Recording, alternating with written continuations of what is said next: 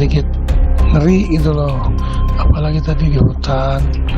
Ayah nggak sadar, yang ngantuk mulu habis minum. Nah, setelah minum itu langsung sudah nggak bisa bilang apa-apa, intinya langsung muntah sedikit, terus dia sekitar 5 menit dia sudah nggak terasa apa-apa.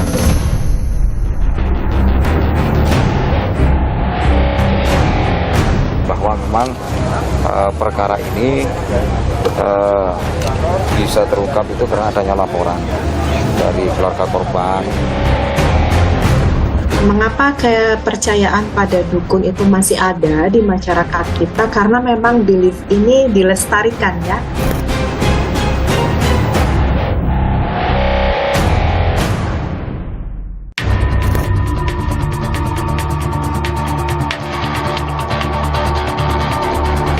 Saudara, pembunuhan berantai kembali terjadi.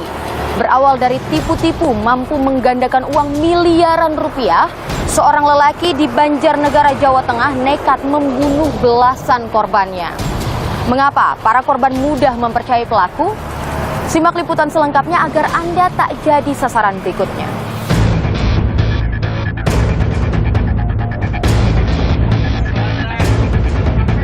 Akhir Maret lalu, Polres Banjarnegara menangkap Slamet Tohari, tersangka kasus pembunuhan berantai 12 orang di Kecamatan Wanayasa, Banjarnegara, Jawa Tengah. Kasus ini terungkap karena adanya laporan orang hilang dari keluarga korban. Bahwa memang perkara ini bisa terungkap itu karena adanya laporan dari keluarga korban. Saat melapor, keluarga membawa bukti rekaman suara korban yang diduga dalam kondisi lemas setelah diracun tersangka.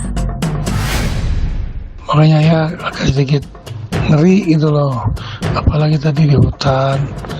Ayah nggak sadar, yang ngantuk mulu habis minum. Tidur lagi sampai ayah lagi bersila nih sambil nunggu. Kepalanya langsung tidur di bawah, kan aneh. Tersangka Slamet Tohari membunuh para korbannya untuk menguasai harta mereka. Guna mencari mangsa, tersangka meminta bantuan seorang temannya berinisial BS untuk menyebarluaskan tipu muslihat melalui media sosial. Sementara hasil pemeriksaan daripada tersangka Mbah Slamet memang hanya untuk mendapatkan uang saja, Mbak. Kalau ada yang berkembang di luar karena dukun dan sebagainya itu tidak ada. Memang ada temannya yang mengupload kegiatan daripada Mbah Slamet ini.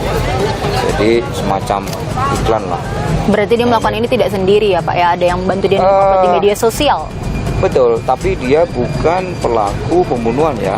Dia hanya sebatas mempertemukan korban kepada tersangka. Di media sosial, tersangka mengaku dapat menggandakan uang puluhan juta menjadi miliaran rupiah dalam sekejap. Ide siapa Pak yang waktu itu kami dapat info kalau mempromosikan di sosial media, di Facebook waktu itu Pak?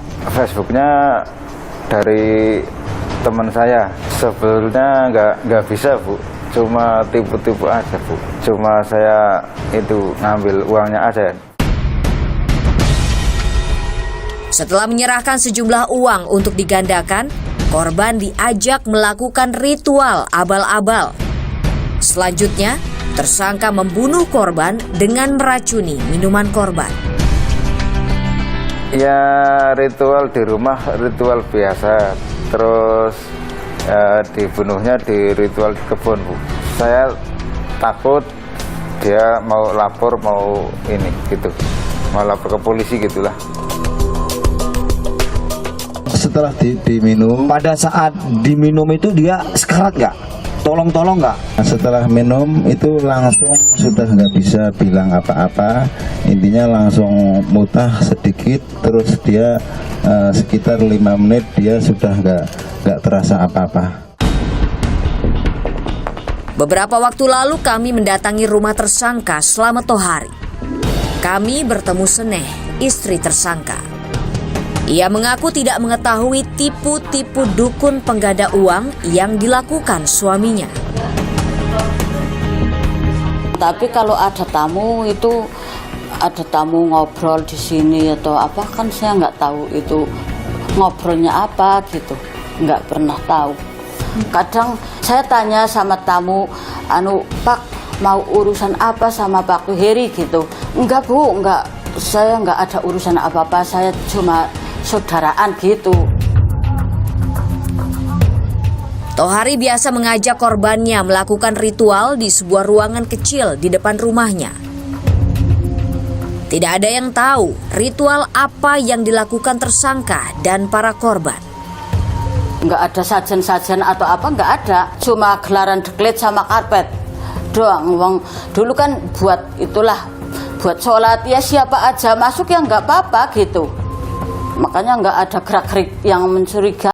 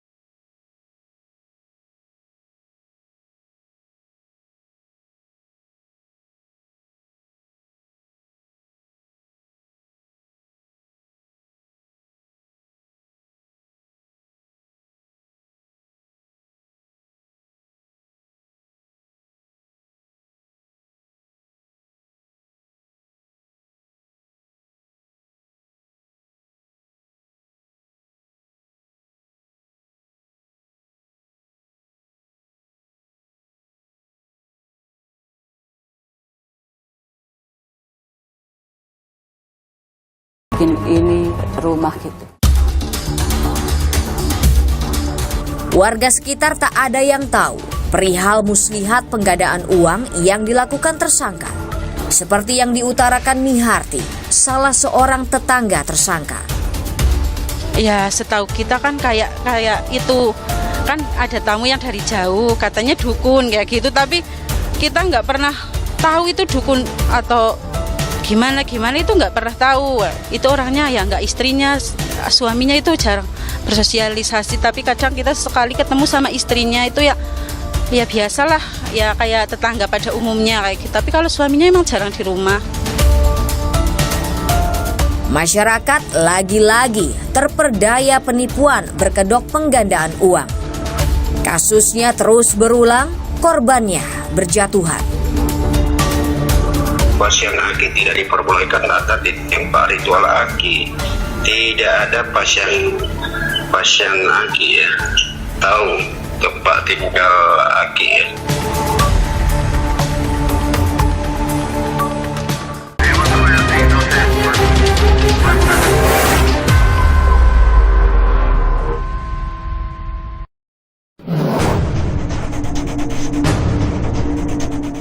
Dua 12 jenazah korban pembunuhan semuanya ditemukan di kebun milik tersangka Slamet Tohari.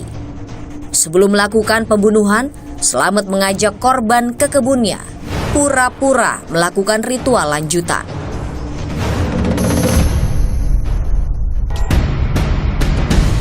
Dari rumah tersangka kami pergi ke kebun yang menjadi TKP pembunuhan. Jaraknya cukup jauh dari jalan utama. Jalanan menuju lokasi pun cukup terjal. Sekira 15 menit kami sampai di TKP.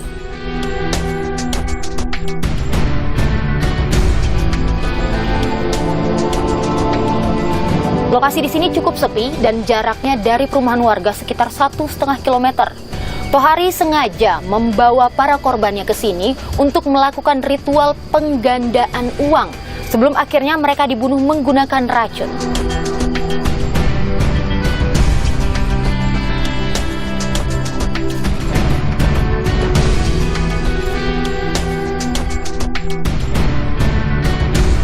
Saudara, di gubuk inilah Slamet Tohari dan juga para korbannya melakukan ritual sebelum akhirnya para korbannya tidak sadarkan diri. Lokasinya yang terpencil jauh dari permukiman warga membuat tersangka leluasa membunuh dan mengubur jenazah korban.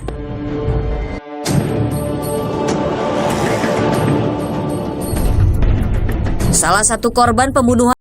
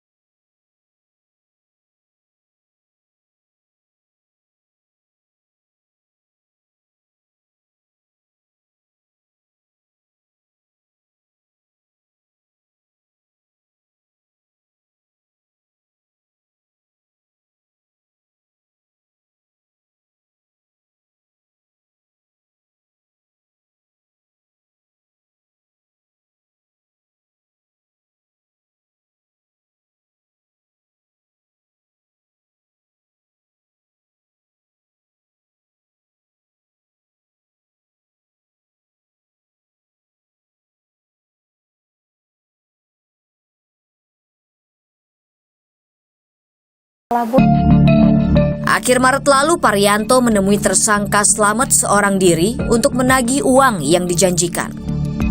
Selang beberapa hari, Gelidas menerima pesan suara dan lokasi sang ayah melalui WhatsApp. Dalam pesan tersebut, Parianto seperti ketakutan. Tahu kalau di Sherlock ini rumah orang tuanya atau rumahnya juga samalah. Takutnya kenapa-napa ayahnya gitu loh.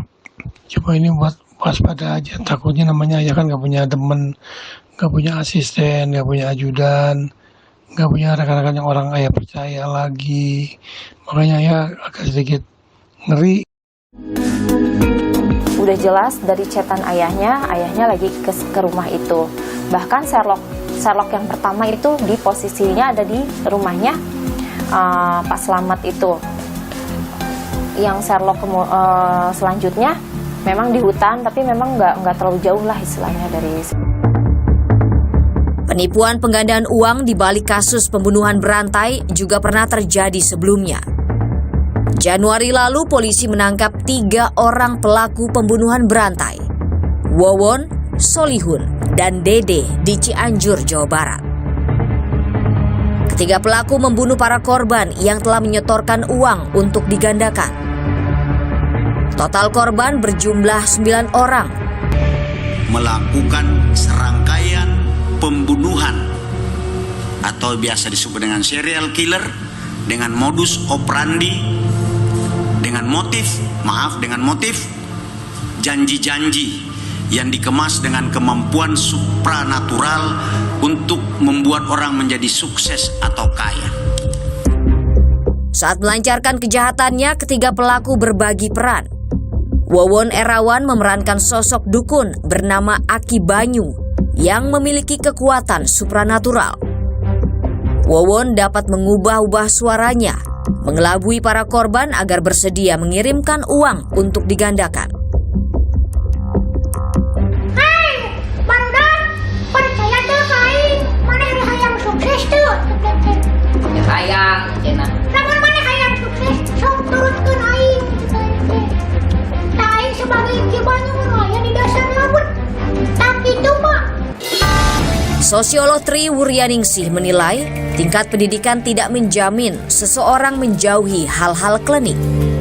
Ketika itu dibungkus dengan kata-kata dukun gitu ya, orang itu kan meyakini bahwa dukun itu memiliki kekuatan luar biasa, memiliki kekuatan supranatural. Sama dalam konteks ini ketika kemudian berpendidikan itu seringkali tidak berkorelasi positif dengan keyakinan itu.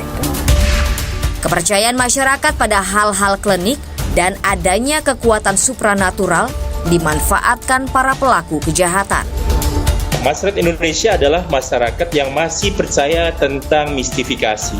Jadi masih percaya dengan sistem nilai yang berkaitan dengan alam gaib. Di media sosial Facebook, berseliweran penawaran jasa supranatural untuk menjadi kaya.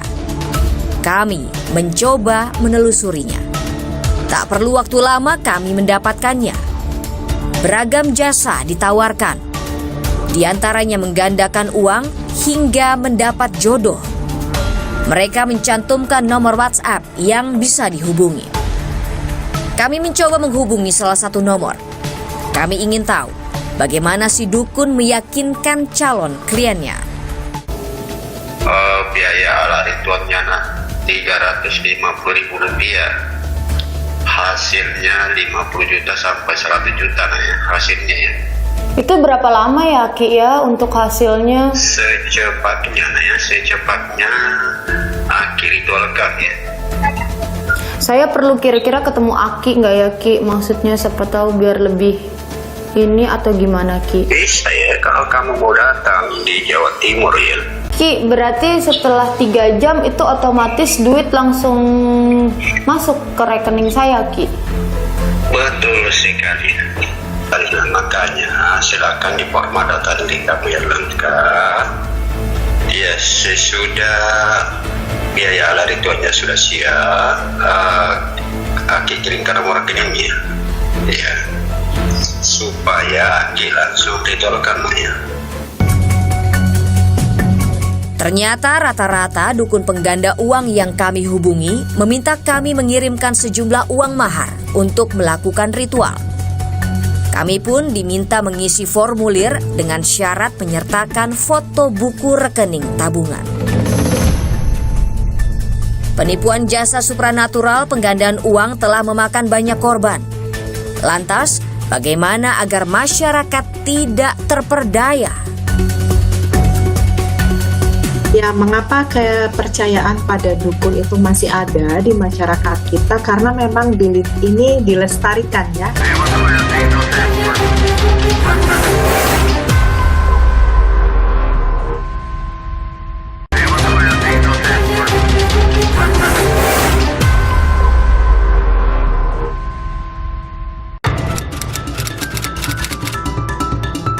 Saya nggak percaya sama sekali. Ya gimana ya, kayaknya mustahil kalau misalkan uang kok jadi segini, saya nggak percaya. Kalau saya pribadi sih nggak percaya Mbak. Ya semua orang kan pasti ada rezekinya masing-masing ya. Kalau ngapain gitu harus nyari ke orang pintar gitu, padahal kita bisa nyari sendiri. Bagi sebagian orang, jasa dukun, paranormal atau supranatural masih jadi kepercayaan. Tujuannya beragam, salah satunya ingin kaya. Seperti yang pernah dilakukan SN, wanita parubaya yang bekerja di bidang perdagangan produk kosmetik ini pernah mendatangi paranormal bersama atasannya. Tujuannya untuk kelancaran usaha. Bisa sampai, oh ada penglaris daerah sana, daerah Cirebon. Oh iya, ayo kita ke sana yuk, coba kita lihat. Ketemu deh tuh sama orang paranormalnya. Setelah ketemu, dikasih deh tuh. Zaman dulu dikasih menyan. Namanya itu ada bacaannya. Lulusan sebuah SMU negeri di Jakarta ini mengaku, setiap kali datang, sang dukun selalu meminta uang untuk mahar. Saya dong mas paket, sampai bela-belain hutang. Itu syaratnya pas datang ke sana apa tante? Bayar. Kalau kita ke orang pintar, itu pasti beli mahar. Nggak mungkin nggak bayar. Cuman nggak begitu lama. Balik lagi, ntar bayar lagi gitu.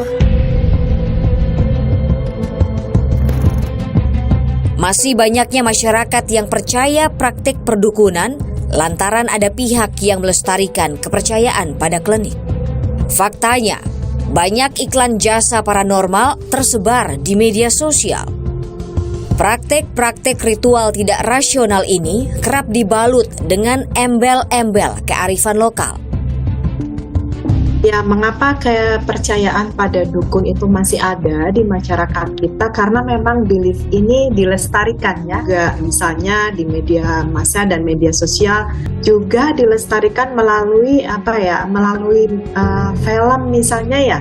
Cerita-cerita meskipun itu film, tapi kalau dilakukan terus-menerus kan orang menjadi berpikir ya kali ya seperti itu kan. Jadi akan terus ada loh sampai kapanpun apabila memang masih dilestarikan, lalu juga masih ada yang perlu ya. Menyadarkan masyarakat terhadap praktik tipu-tipu supranatural penggandaan uang bisa dilakukan melalui edukasi dan literasi pengelolaan keuangan yang mengedepankan rasionalitas dan akal sehat. Ya, kalau urusan belief itu kan urusan personal ya, tidak bisa diintervensi, hanya bisa dihimbau. Nah, ini kan semua kasus ini berkaitan dengan upaya untuk memperbanyak uang. Janganlah berpikir dengan menggandakan atau apa yang instan seperti itu, tapi mungkin belajar tentang literasi keuangan. Apakah dia bisa berinvestasi kalau orang itu sudah punya uang ya, tapi masih sedikit pengen diperbanyak, atau mereka yang memang sama sekali tidak punya uang tetapi ingin punya uang, dia punya juga kemampuan untuk menggunakan keterampilan. Mungkin ada juga literasi yang lain atau peningkatan skill yang lain. Bagi mereka yang tidak memiliki uang dan tidak memiliki skill, maka intervensinya adalah memberikan skill dan juga peluang-peluang di mana dia bisa menghasilkan uang. Agar Anda tak jadi korban muslihat dukun pengganda uang, selalu berpikir kritis dan rasional. Tolak jika ada tawaran menggandakan uang dengan cara-cara di luar nalar. Ya memang kita ini harus kritis ya, masyarakat harus dididik untuk berpikir kritis gitu ya. Sesuatu yang tidak masuk akal itu malah justru harus dicurigai. Ini kalau ada uang sekian dalam waktu sekian minggu, sekian bulan itu bisa langsung meningkat, itu kan orang sesuatu yang nggak rasional, itu justru harus ditelusuri sehingga masyarakat itu tidak kemudian dengan mudah untuk menjadi korban. Waspadalah, jangan sampai Anda terperdaya dengan iming-iming penggandaan uang. Jika Anda atau keluarga Anda menjadi korban penipuan penggandaan uang, segera lapor polisi. Kenali modus kejahatan di sekitar Anda agar Anda tak jadi sasaran berikutnya. Saya Tata Nova Siliana, sampai jumpa.